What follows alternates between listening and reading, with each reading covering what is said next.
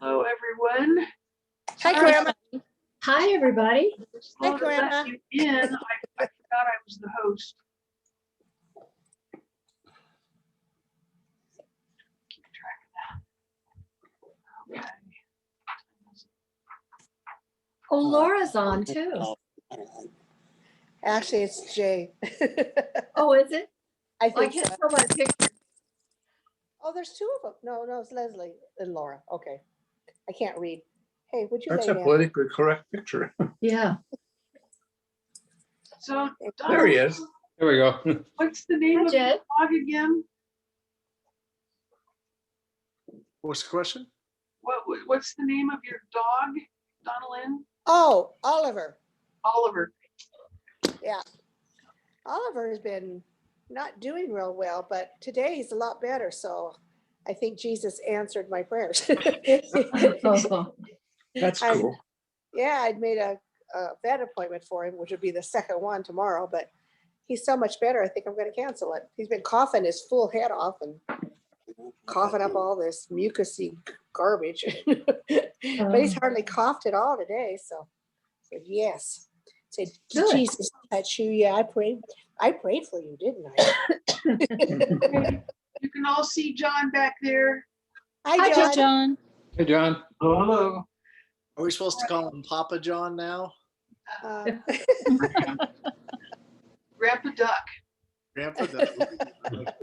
are you gonna be grandma? Are you gonna be Nana, or what are you going to be? Well, I'm sort of leaning toward Grammy Duck. Ducky. Grammy Ducky, but that's too many syllables, I'm told, for a little kid. So I'll figure out something else. I come out Grammy Uck. Yeah. Oh. All right. Well, let's go ahead and start. Can you help me pay attention to the screen if somebody else shows up? Just show up. Can't hear it.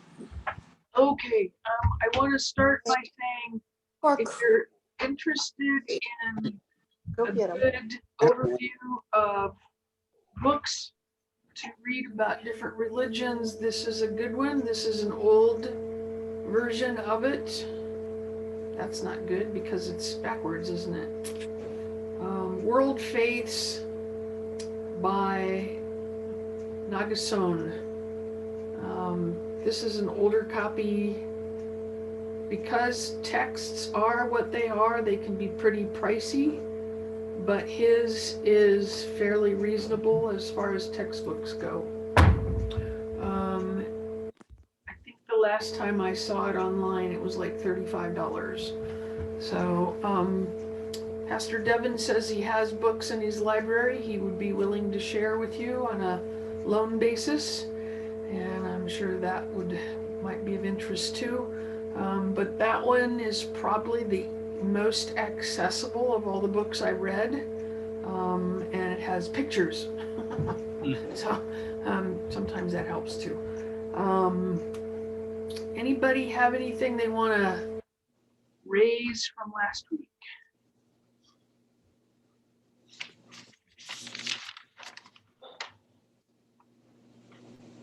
Today's Hinduism. I am going to try something here. I'm going to put up the PowerPoint for you, and we'll go ahead and get started. If it's all right, I would like to open with the word of prayer. So, Patty, I can hardly hear you. okay, let me see what I can do. I checked my volume. It's all the way up. Is that better? A little bit, not much, but some. I think that's as loud as I can go. Okay, thank you. Yeah, I'll try to speak up a little bit. Okay. Let's have a word of prayer. Thanks, God, for the day and for all that you are and all that you promised us. Thank you for your son, Jesus. We come before you, looking for wisdom and insight and how we might be more open to our neighbors, to our friends, to our families, to understand where they're starting from, and fling the doors and windows wide open to them and your grace. Use us as you will. Help us to be open to your Spirit's moving in the name of Christ. Amen. Amen. All right, so today I'd like to share a little bit with you about Hinduism, and I need to change that just a second here.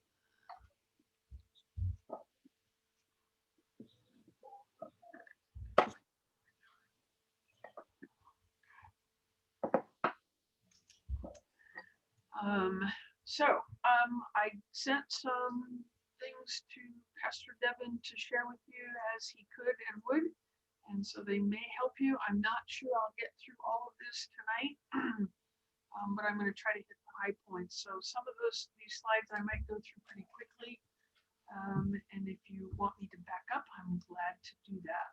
It's something that's extra interesting to you. So just a reminder. Or a question, I'm sorry, to ask if you've had any insights or conversations with people this week about what you talked about last week. I'm really interested in that. I have two friends who want to tune in when we get access to the recording from last week. I sent that to Pastor Devin, and it took me a little while to figure out where it was at on my computer. So it didn't go where I thought it went. So he helped me find it, and there you go. So they should. Will it be on the website, Devin, when it? I will Available. definitely get it onto Facebook. I'm going to work with Lance and most likely get it on our website. As far as the notes for tonight, I'm about to put it into the chat bar. And if you cannot access it, just raise your hand or something, and then I can email it directly to you. Okay. Super. Okay, so I'm hoping you can see the slides. Anybody else have things that are that came up during the week, or thoughts, conversations that you had?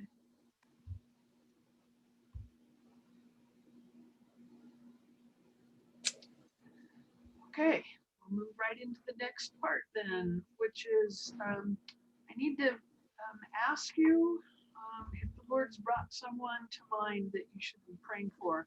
If the Lord hasn't, I would ask that you begin that prayer with God to say, who is it I should be praying for, and should be on my radar. That's what the purpose behind all of this is. So,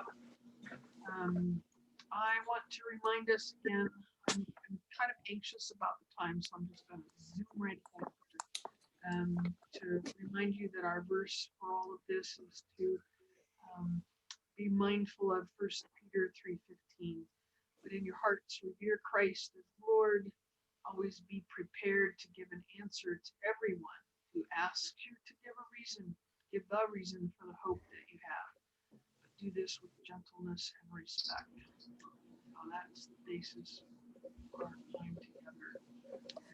As we move into Hinduism, I want to give you this phrase. And this was told to me by a couple of students that I had in California who were practicing Hindus, had come to the States with family and had taken the class I was teaching. And that particular class was Eastern religions, so we spent an entire semester on the Eastern religions.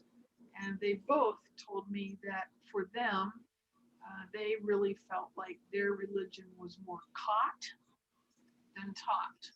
So when I would go through the information, the teachings that Hinduism gives and makes available, they would say, didn't know that, didn't know that, didn't know that. It's all new to me.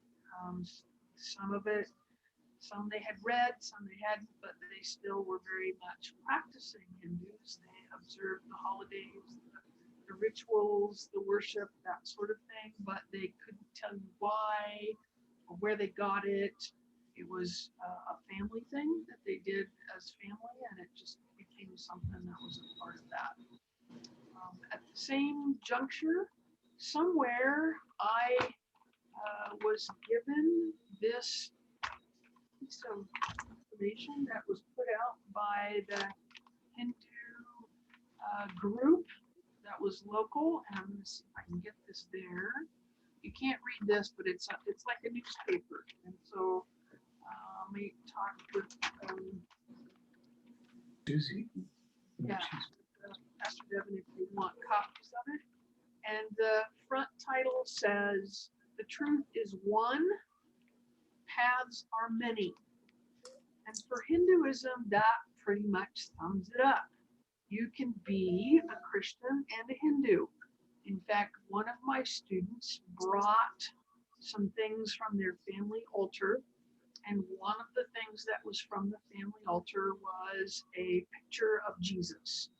And if you were to look at it, it looked like it came out of a Catholic church. It probably was produced by the Catholics, but they venerate Jesus, and you'll find out why in a little bit. But so they had a picture of Jesus, they had a picture of Krishna, and some other things there, and all of those things were important to them. So for them, it's many paths, but one truth. And that kind of has translated into our culture, I think, not directly. We won't say, oh, that's Hindu, but people like that idea. So it's important to understand where that comes from. So, main points. I want to talk tonight about origins. Where did Hinduism come from? Quickly about their sacred writings, and they have a lot of them. What they understand God to be. And one of the big teachings in Hinduism is about reincarnation and karma. And it's not what you think. And then lastly, moksha is their terminology for salvation / heaven. Okay, so we'll talk about those as we go along. Okay, so I'm hoping you can see this picture of the Eastern Hemisphere. Can you all see that? Okay, good. Yeah. So we're talking about Hinduism. If you can see my cursor, developed in this central part of India. These are the Himalayas, and this is a big mountain range, huge mountain range, more mountains here, and then the ocean. So it was a pretty compact area, and so we understand that there have always been movements of people in that, but it was within this area of India that Hinduism developed. And so I'm not going to spend a lot of time on that, but just to put it on the map for you. And so the Indian peninsula was called the Indus Valley, and it had all kinds of indigenous religions in that.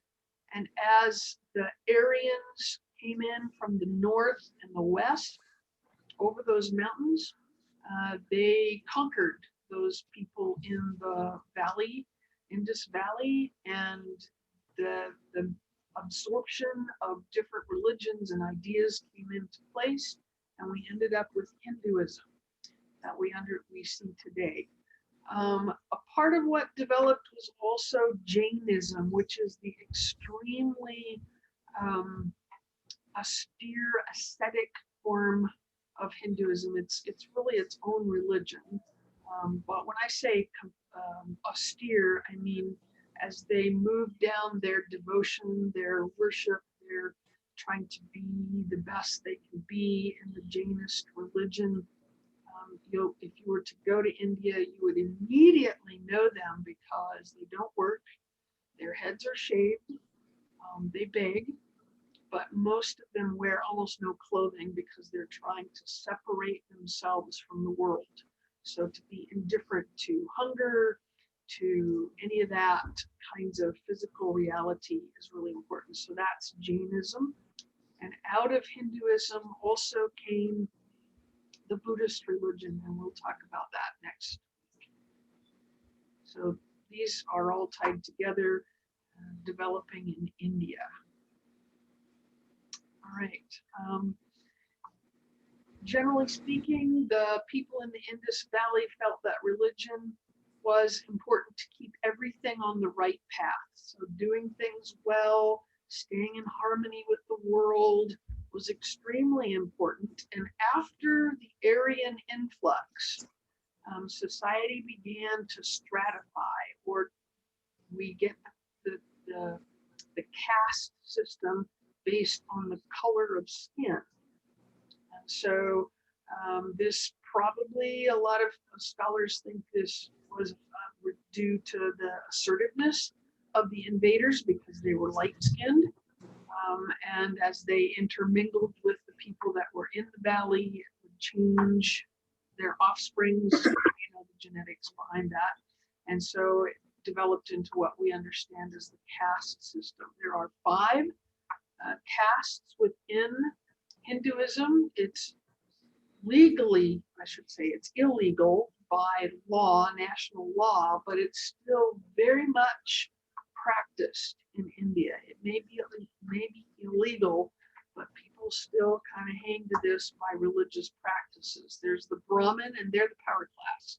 They're always the leaders, the intellectuals, the priests, anything that's super top of the line there, that's them. There aren't a lot of them, but they're extremely important. I'm not going to begin to try to pronounce these words. I just want you to know they have names for them. Then there's the next caste or layer of the society, and this is the rulers, the people in charge, the nobles.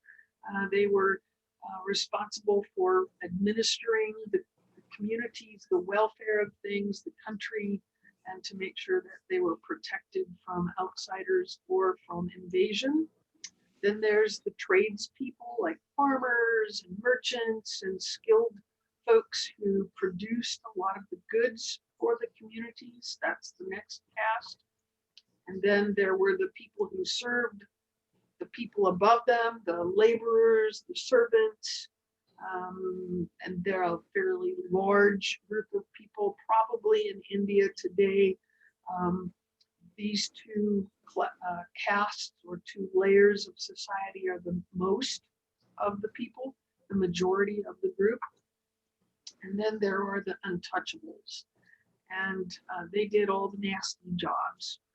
Remove dead carcasses, clean the streets, clean the toilets, anything that was disgusting, that was their job. And what's important for you to know is that historically, once you were born into one of these, you could not get out of it. You couldn't marry out of it. You couldn't work yourself out of it. You just were there.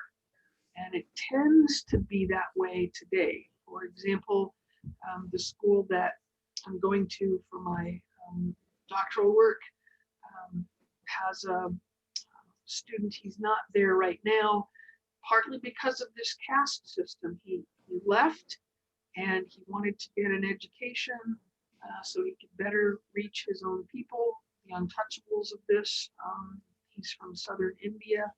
He's a Telugu Indian, and his family back 3 generations was reached by American Baptist missionaries, and they're all Christians, but he can't get out of that. If he goes back to that, they will take his degree away from him. Doesn't matter who gave it to him, he'll be put back into that untouchables category. So it's still very much in practice there. They don't like to talk about it very much. It's not very popular, but it's a reality. They have a bunch of sacred writings, gobs and gobs of them. So they classify them into 2 groups. One kind is the one that was heard or revealed knowledge, and I'm going to just go through this really quickly. They're mostly oral, and then it was written down later. These were the first things that they recognized as sacred, and they're called the Vedas, one part. And we know those. If you go to Barnes and Nobles, you can find a copy of the Rig Veda.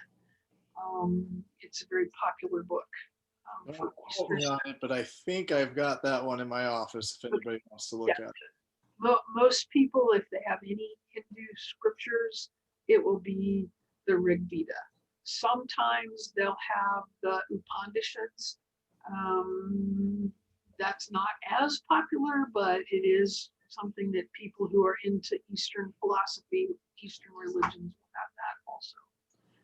And then there's this remembered revelation, and it's everything else that Hindus consider ancient or sacred writing. And so it has a bunch of their stories, the creation story, their how they all came to be, their historical writings, anything that talks about their beliefs. Okay, so let me just take a dip into the Rig Veda. It's the most popular, the most well-known. Like I said, it's often found in the bookstores. And for them, it's kind of a worship manual. Very loosely, you could say it's kind of sort of like our Book of Psalms, kind of sort of. Okay, it's not a parallel, but it's kind of like that. And it contains some of their god stories, the different gods in their pantheon. What happened, who did what, how'd that happen, somewhat like the Greek and Roman mythologies. So I want to move quickly now to their concept of God, which can best be summarized by this phrase, the Brahman Atman. And I suppose this would be a good place for me to stop and say, and take a breath, and see if you have any questions so far. I know this feels like drinking from a fire hydrant. Patrick. Okay, when you were talking about one truth and many paths, it reminded me of the the Islamic group that says, one God but one light but many lights, one light but many lamps. Yeah. Again, I'm losing it, but it's the one you see on the back of all the cars. If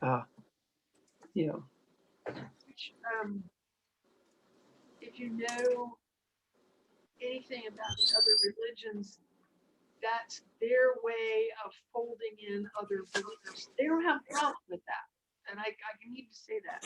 So Yeah, they're the ones that the car bumper says coexist. Exactly. And it's like, hey, what's the problem? But the ideas are so contradictory that you have to say, well, how do you believe two things that are polar opposites? No. Okay, Baha'i is what I'm trying to think of. That's it. Yep. Baha'i. Yep.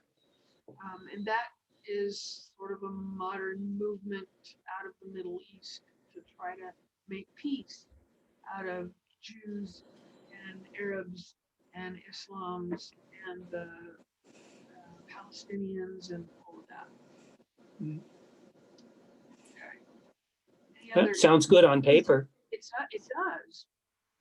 But again, when things are complete opposites, how do you do that? You'll see how some groups deal with that when we move into the other Eastern religions. And then my statement is always, but does that really work in reality?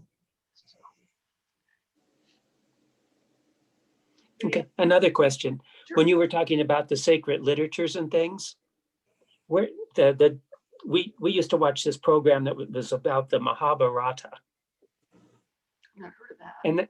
And that was supposed to be all those kind of stories and gods and legends and kind of things that went on and on and on and on. Yeah. Is that in one of those four that you mentioned? Sure it is. Those categories that I gave you encompass all of their writings. And so it's going to be one of those subcategories, in one of those subcategories. Yeah. Okay. Yeah. For Hindu folk, it depends on how you read the translations, but there's somewhere between 330,000 gods or 330 million gods. So there's a lot of stories, that go with that. let me get to this. This is probably the more important piece for us to get a grasp of what Hindu folks think about God. Now remember, we're talking non-personal, non-essent, not knowing, not self-aware. Okay, so when they put the God images up, they will say, well, those are images, they're not literally true. And so on one side of the fence, they'll say, well, we don't really have any gods. And then on the other side of the fence, they'll say, we have many gods. And that's kind of in conflict for folks. And I would say probably those who are not of a philosophical bent would lean more toward the gods. The philosophical side of their religion would lean toward the no gods thing. So it's kind of a, where are you at? If you're more evolved, then you're going to go with no gods. If you're less evolved in your spirituality, then you'll go with the gods. And so what I'm trying to get at is, for them, the Brahman is the basis or the ground for all of that. It underlies all of that understanding. The bottom line for them is there's only one divine. All gods are manifestations of powers of the divine or the absolute, to use a Western term. And if that makes your eyes cross, that's okay. It's a concept that's hard for us to kind of get our head around in the West, especially if we're followers of Jesus. A little bit further in that, they put that all together in the sense that we would say there's the term we would use technically is henotheism. Jason brought up panentheism last week. This is henotheism, which is there's one superior God in the presence of lesser gods, and that superior God is more pantheistic in the universe. There's more to the universe than the visible, and Christians would agree with that. And the other part that is really important is that they would say the divine God can be experienced in a lot of ways. And they put heavy emphasis on the experience. It's not so much an intellectual thing, although that can be an experience, but more in what happens to you, how you interact with God. A better way to translate their understanding of the divine or the absolute of God is to use the phrase that one. And even that's kind of a difficult thing for us because it really doesn't say anything. And they would say to us, exactly. It's a little bit beyond translation. It's the unity behind everything, everything, everything. The deities, therefore, are not creators, but only components of the universe, of this, that one. And they know that they are seeing, witnessing, experiencing that one when they perceive order in the universe. The sun rises, the sun sets. Things happen with purpose, and you'll see that in just a minute. So they would say to us, before anything, there was that one, and it's a creative, generating principle in the universe, impelling force behind all creation. It doesn't have a beginning, it doesn't have an end, it doesn't know anything, it just is. It doesn't experience anything, it just is. It doesn't know we are here, it just is. Does that make your brain kind of turn into mush? It makes mine turn into mush. Like, how does that work? But that's the essence of their belief. So those gods, or the divine, that one, has made itself known in three big categories. And these are the things that if you go to India today or you meet someone from India, Donalyn, I'll bet you that your friend from India that's your neighbor has one of these, and I'm almost betting which one it is in their house. In their house. So it's Shiva, Vishnu, and Brahma. And those are the three gods that have the highest respect. It's not a trinity because they're not the same thing. They're not the same kind of three parts of the same thing. They're just three different gods, and they have all the other deities, all the other gods pay the most respect to these three. And Shiva is probably one of the most popular in India. Translated, it means the destroyer. How positive is that? But that's the without decay, there's not life. And so that's part of what is behind Shiva. This mix of opposites, life and death, destruction and disease, dance and reproduction. It's necessary if life is going to go on. These things have to come and go, ebb and flow. And so they spend a lot of time worshiping Shiva. I'm trying to remember where I was. I have this vivid memory of being someplace and they were getting ready to have a parade. I want to say it was in Seattle, but I could be wrong. And there was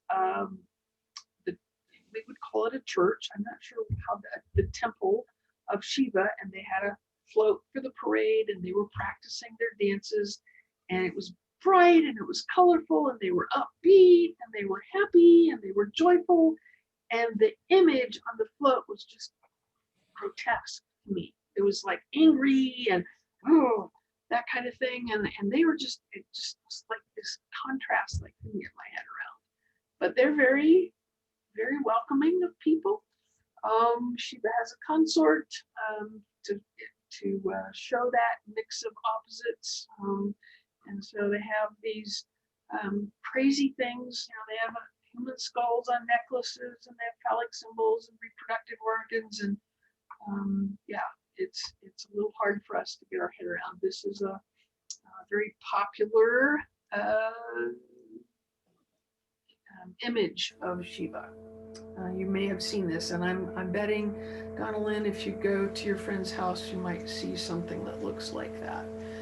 There's snakes, and there's fire, and there's stars, and has many arms and legs and that kind of thing. So, yeah.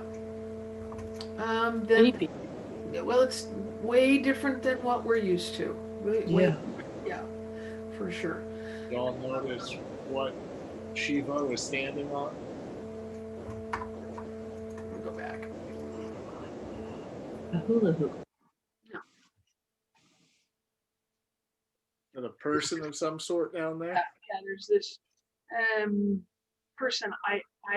I don't remember if this is Shiva's consort or if this is a symbol of death or destruction. I just don't recall. This is a cobra right here. They're very deadly.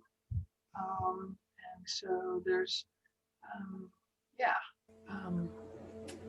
I try not to be too judgmental, but I find that, I suppose if I had grown up with it as they have, that it wouldn't be as off-putting as it is to me.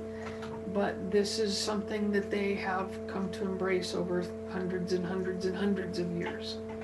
Yeah. Vishnu is more popular in the West, European countries, America, that kind of thing. Vishnu is the preserver, god of love and benevolence. Of course, that's going to appeal to us very much.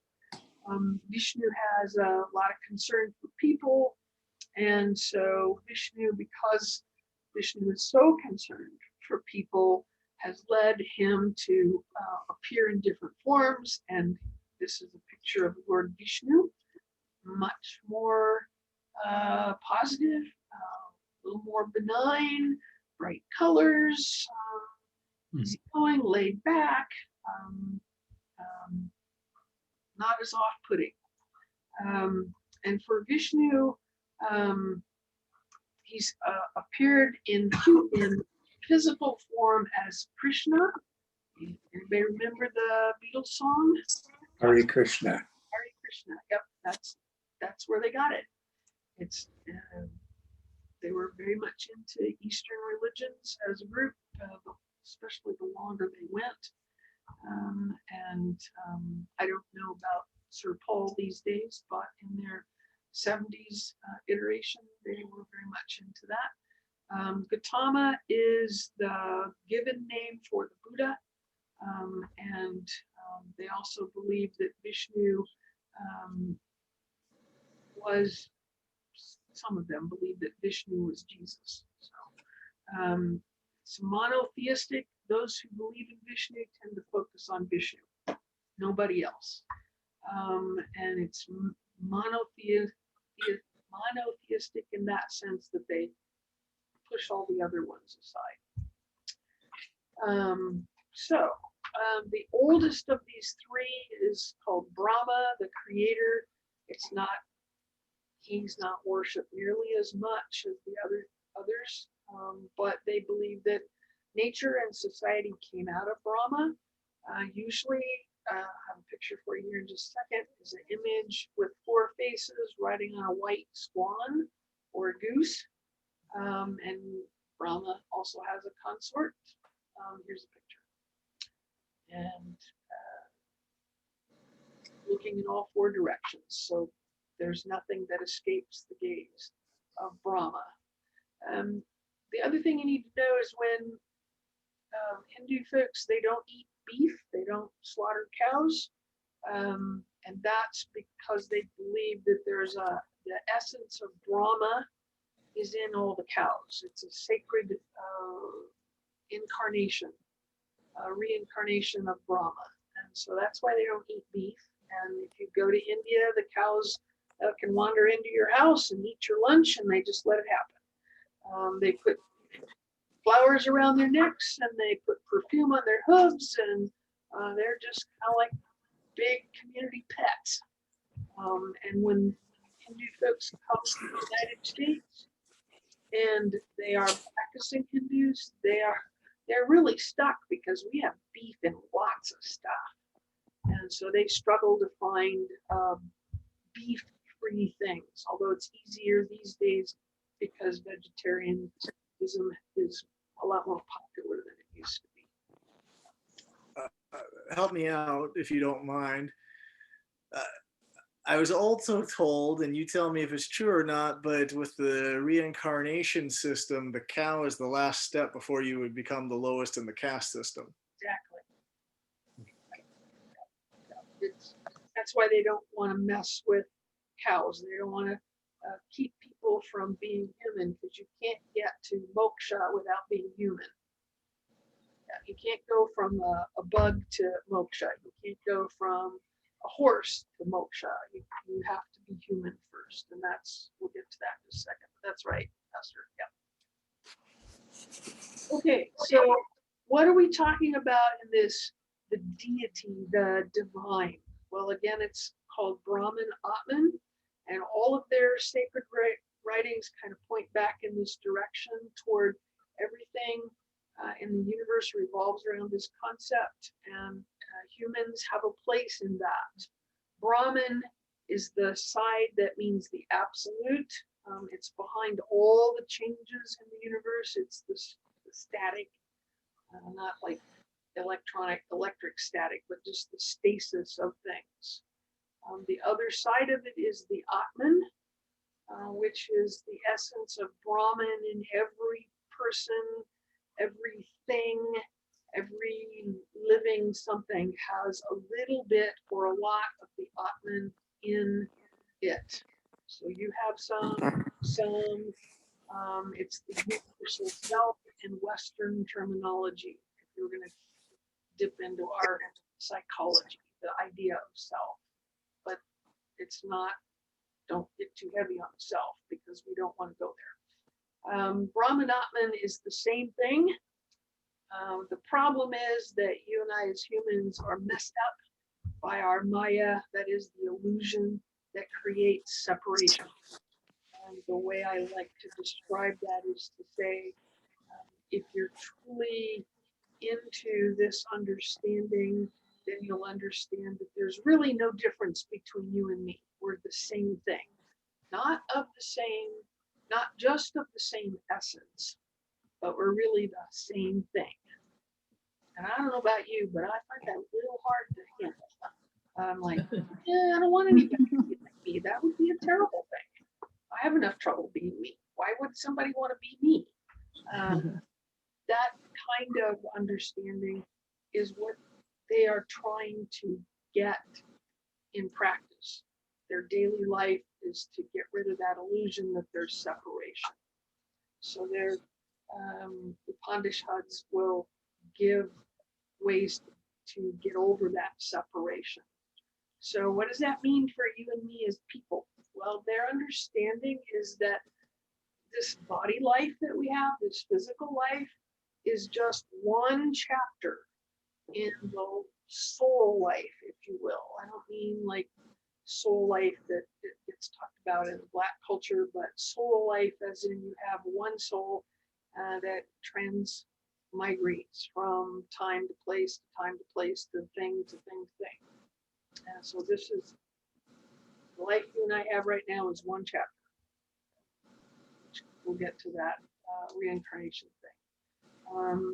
Appearance, the way you and I look right now today is a hint at what we were in our previous life. So you can decide if that's good or bad, but that's what it is. I had somebody say to me, wow, my previous life must have been a real bummer because they had some health problems, you know, that they were constantly dealing with. They would, a person who is a practicing Hindu would say, yep, that's probably true. Because your karma is paramount. And the way that karma is talked about in the United States is wrong compared to what the Hindus really believe about it. So we've kind of taken what we like out of it and thrown out the rest. Karma is, first of all, you get exactly what you deserve. There's no way out of it. Mistake brings a bad result. A good thing brings a good result. There's no grace, there's no mercy. It's just what it is. It's a little fatalistic in some ways. I think we could say that easily. But in this life, you can only change the next life.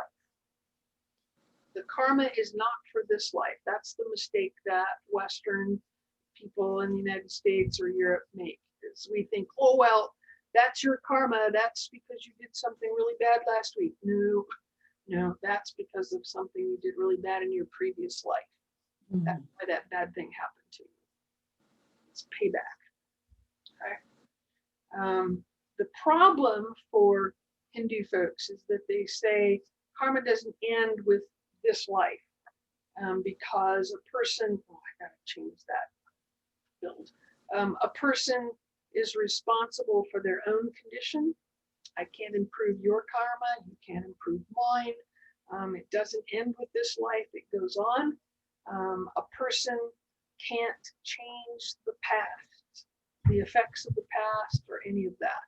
Looking at the clock, I'm running out of time. A person is free to change their thoughts now so that the future life will be better. So it would be really tempting to say that somebody who's beautiful and healthy and rich and smart and educated and popular and famous has done a lot of really good stuff in their previous lives. That's what a Hindu thinking person would say. Mm-hmm. So how do you get out of this problem? For them, the solution is to get in harmony with the Brahman, and that's overcoming these polarities in life. And that harmony has got to be in accordance with the laws of karma. There aren't any shortcuts. There aren't any other ways to go about it. You get basically 4 paths to salvation that will produce these good kinds of acts and actions that will lead you to a better life later. So meritorious acts are fueled by the devotion to the gods and spirituality, and I can go through a lot of that, but I'm just going to keep going here. Okay, so each soul is indestructible, and they would say the samsara, the soul, will endure the death of the body and be reborn into another body according to the karma that one has accumulated or gotten rid of. Because karma basically is that stuff that sticks to your soul. Karma is what sticks to your soul and gives you a physical body. So if you're a bug, you have some Brahman, but not very much, and you have tons of karma. If you're somebody in the upper caste of the Hindu culture, religion, then you have way more Brahman and a lot less Atman, because your karma is being shed. Now, if you mess up, you can go backwards. So like I said, the reincarnation is determined by that. So how do you get out of this cycle? In Western thinking, people say, ooh, reincarnation, I get another chance. No, that is not good thinking in Hindu beliefs. You want to get out of the rebirth cycle. You want to get out of reincarnation. You want to enter moksha, which is the release of the Atman from the body so it can join the Brahman. So the soul is reborn totally to the Brahman. Nothing is sticking to it. No physical reality, which means,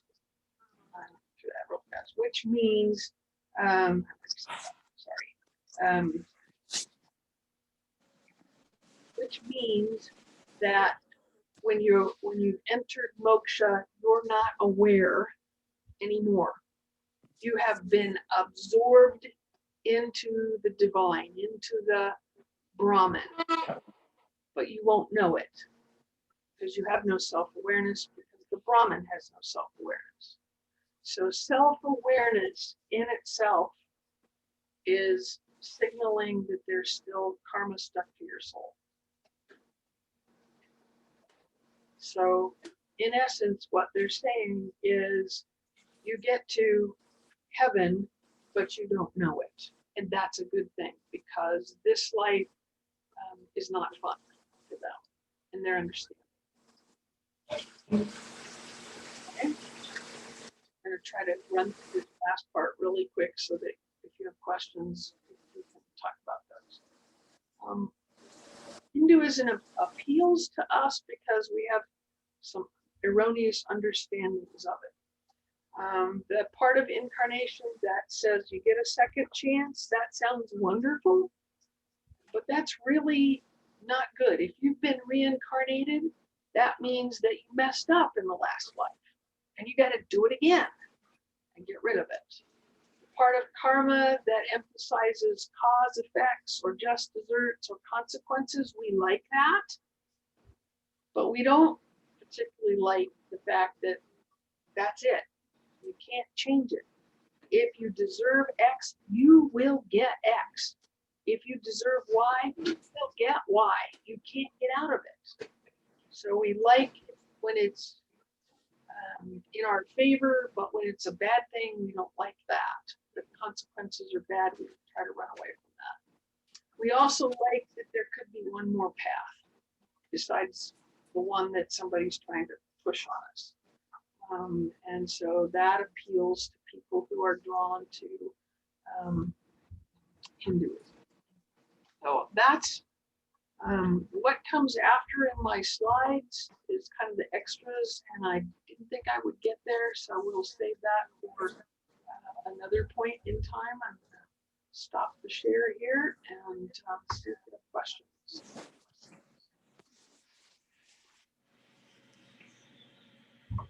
Okay, I have a comment. Let's say your neighbor's house burns down. And you say, well, they must have been they got what they deserved. So no, so in a way, it's a way to not be concerned about helping your fellow man. Empathetic. There is a certain sort of disconnection from life and from each other in that. However, a true Hindu person would say, but showing kindness to them, helping them with their problem, is putting you in a better place and making your next life better because you showed compassion. So you're shedding some of your own karma by being kind. Mm-hmm. Not really for them, it's for you. The motivation is for your own karma, not for them. Now, I will say that I believe that the teachers of Hinduism would say even that could get you in trouble because selfishness may not get you out of your own karma. So you've got to be careful about that. And don't the Hindus also have, besides karma, they've got dharma, Dharma. Dharma, which is the right way of living, which would kind of coincide with what you were talking about in response to Pat. Exactly. Yeah, there is a right path, a right way to live, with whose purpose, or the purpose of which, is to get rid of your karma. And it's a action based. I'm pretty sure that some of their religious teachers, their gurus, would say it's hard to do the right thing from motives that are not necessarily pure, because it won't be the right thing. I think that might be up for grabs. I've not studied enough of Hinduism to know that for sure. I don't know if I'm putting my own understandings of motivation there or not. So what you need to understand that is the people who practice Hinduism by and large, not the teachers, not the gurus, not the elites, the people on the top rung, if you will, are operating under this burden of karma that, whether they understand it or not, there's this kind of, oh my gosh, this terrible thing happened to me because of something I had no control of in the past that I'm not even aware of. And I got to figure out what the right response to that is so I don't screw up the next life. Mm-hmm. Yeah.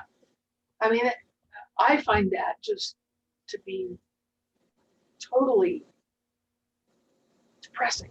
I'll just be honest, just totally depressing. Okay.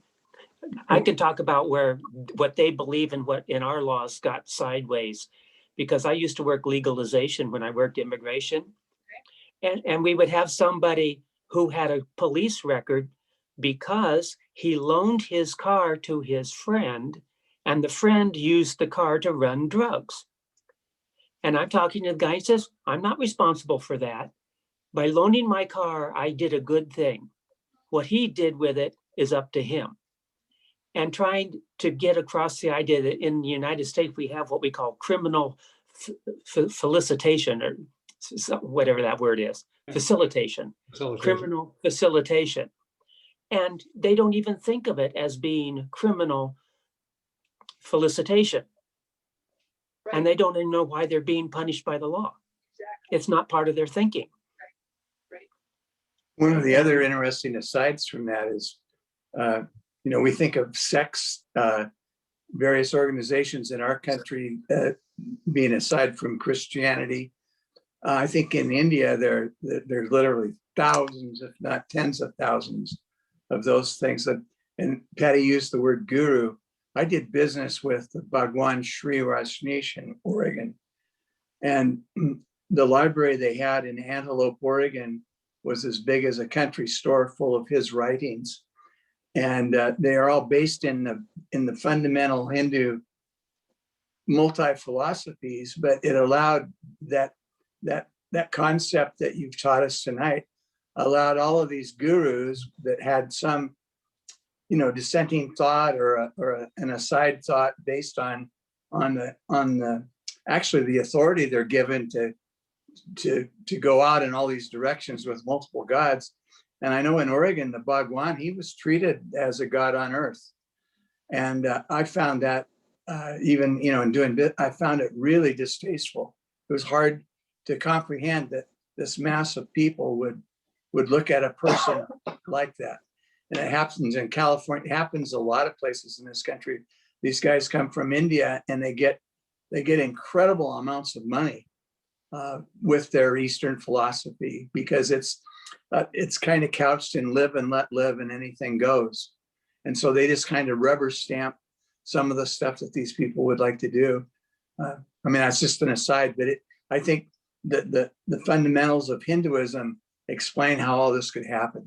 Exactly, because they're in that upper tier, they deserve that.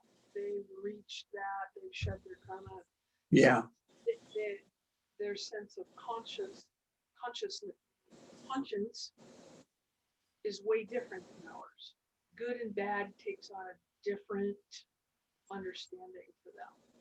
And Yeah. so we run smack dab into that and look at them and go, what is that all about? And they look at us and go, what's your problem? Yeah. If you were enlightened a little more, you wouldn't be so incredulous of this. So are they taught all this in school as they're growing up? Is this ingrained in them? I would say, again, it's more caught than taught. It's in the culture. It's almost not in their they can't say this is because of that. If you were to say, well, why is it that you don't beat up on your neighbor? You tell your little kids, don't hit your friends. Why do you do that? Well, you could give them a reason. They might struggle with it. Mhm. But they would know what to do. They would know what the right thing was, right for their understanding of religion. But usually the reasoning behind it is not as clear for them. So if we talk to them about, I believe this because, that will be kind of a new thought to them if they're a practicing Hindu or somebody who's grown up in Hinduism.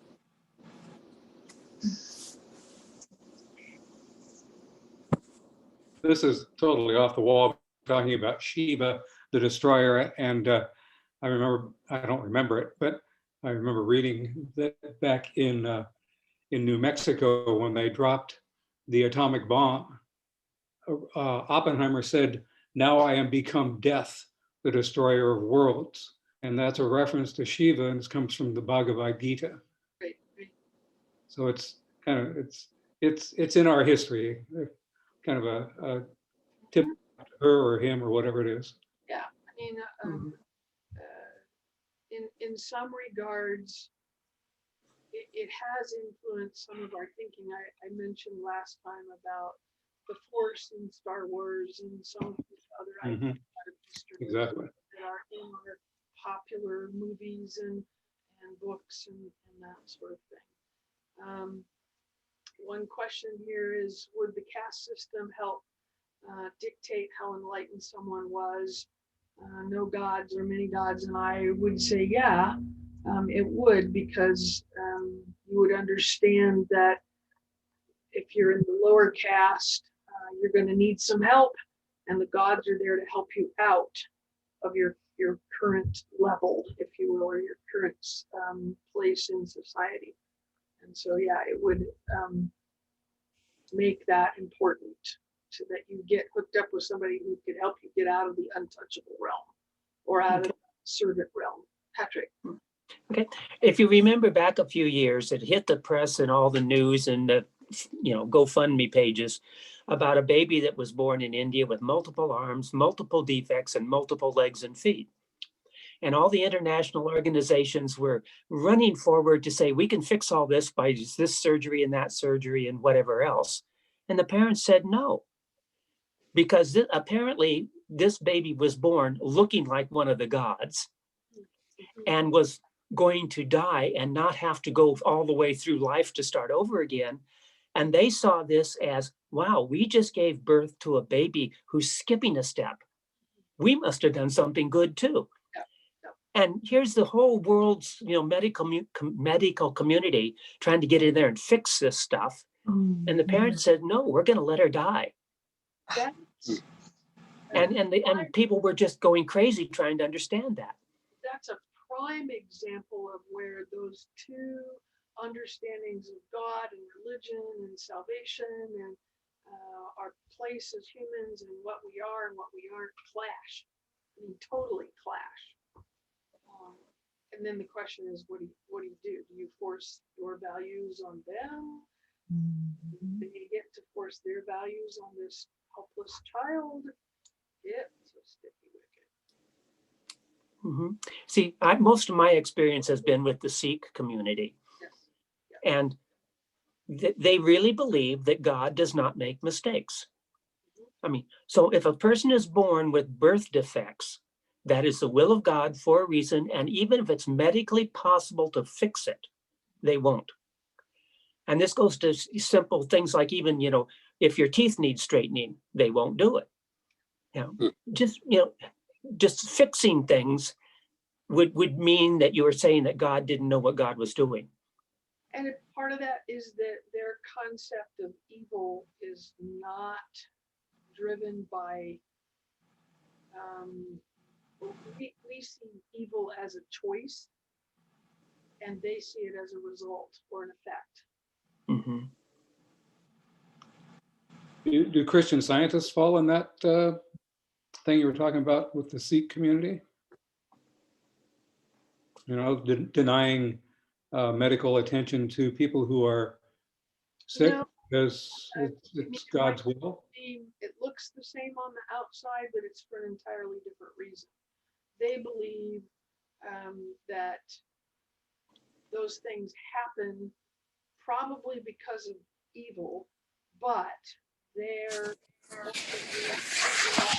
of his power and his strength and all of that through divine healing, and that God doesn't need us to do that. However, they do make room in their understanding to say, don't mix. If you're going to depend on God, depend on God. But if you're going to go to the doctor, go to the doctor. Don't try to do both. That's just a cop out. Yeah. Donna Lynn, you and I'd be in trouble. Yeah, no kidding. So would I. Yeah. Our karma. No. What Well, did just- in your last just- life? I know, it just sounds, this whole Hinduism just sounds so complicated. Christianity sounds a whole lot simpler, pretty Yes. straightforward. But is it very hard to talk to them?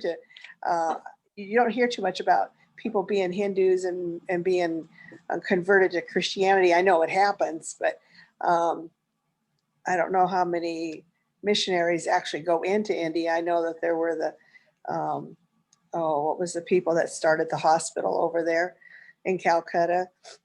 The Buntains, did a lot of good and had a church and stuff, but I bet it's really hard to kind of change their way of thinking. Versions out of Hinduism are not real frequent because all they do is say, oh, Jesus, I'll take him too.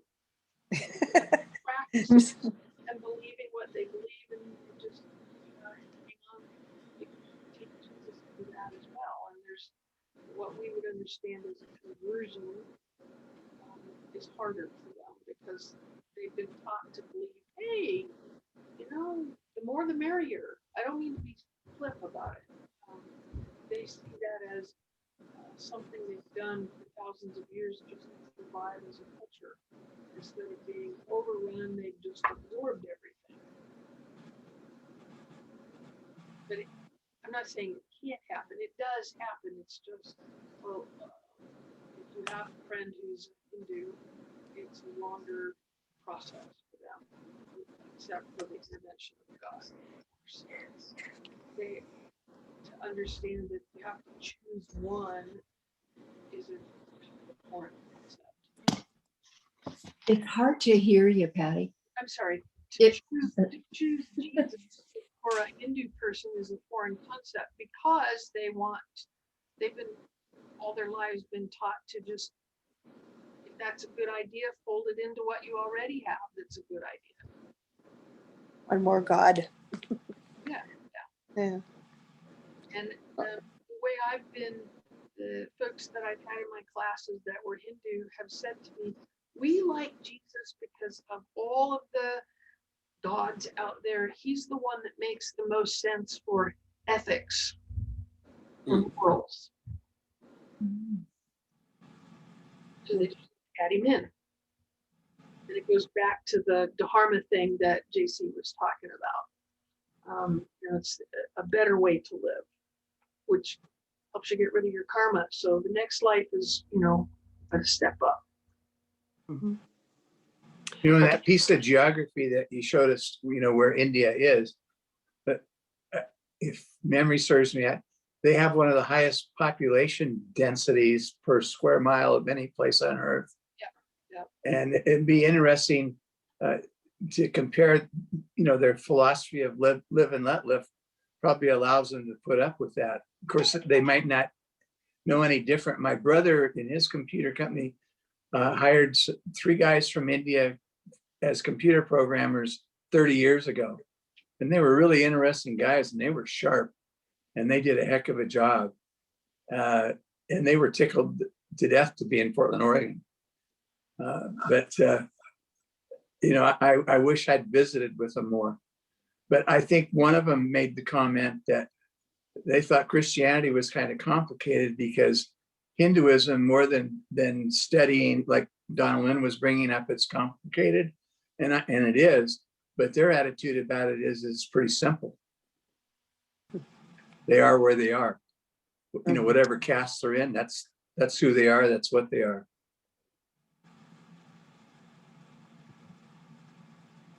That regard, it is, it's like, well, this is the life I've got. Oh, well.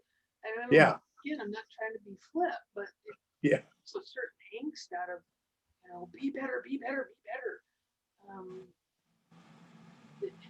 The be better is for the next life, and you won't know one way or the other, really. Okay, it's a few minutes after 8. I want to honor our time. I feel like I'm backed up the information truckload on you. That's probably feels that way because it is so different from our worldview and how we come to understand life. But it is, there's a lot there. So I would ask that you, again, that all of these things bring to mind, and ask believers for grace into their lives. That's the whole idea behind this. Would you repeat the last 2 sentences? Yeah. I need to figure out why my speaker isn't working so well. I just said the purpose behind all of this is so that we listen to the Lord's prompting to pray for folks. And the Lord brings somebody to mind, or even someone new into our paths in our lives that this kind of understanding is useful for, helping us talk to them, and it just doesn't become more information. And I'll just make a quick announcement for you or anybody else that would listen to this later. If you want the notes that Patty provided tonight, simply email me, pastor@engagespokane.com. And if you want a copy of last time's recording or a next recording, again, just email me and I'll make sure I get that out to you. Cool. Thanks, Devin. Patty, I'm